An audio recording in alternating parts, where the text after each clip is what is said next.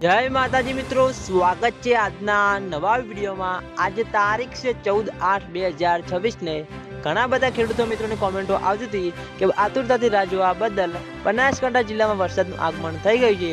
તેની સાથે બનાસકાંઠા જિલ્લાના જીવાદોરી સમાન ગણાતા દાંતીવાડા ડેમના તાજા અને લાઈવ સમાચાર લાવો।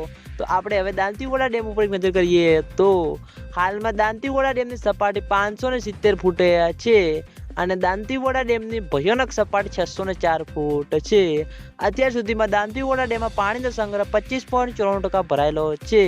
તેની સાથે ઘણા બધા ખેડૂતો મિત્રોની કોમેન્ટો આવતી હતી કે શું દાંતીવાડા ડેમમાં પાણીની આવક શરૂ થઈ કે નહીં। તો મિત્રો હજુ સુધી બિલકુલ પણ દાંતીવાડા ડેમમાં પાણીની આવક શરૂ થઈ નથી અને તેના લીધે દિવસે ને દિવસે ખેડૂતો મિત્રોના મનમાં ચિંતાલાયક પ્રશ્નો ઊભા થતા જોવા મળી રહ્યા છે।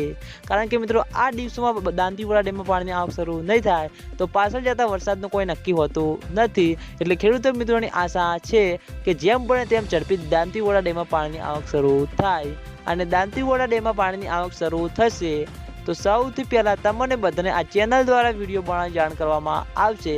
એટલે તમે બધા અમારી ચેનલ ઉપર નવા હોય તો વિડીયોને લાઈક કરી દેજો, કોમેન્ટ કરી દેજો અને ચેનલને સબસ્ક્રાઈબ પણ કરી દેજો।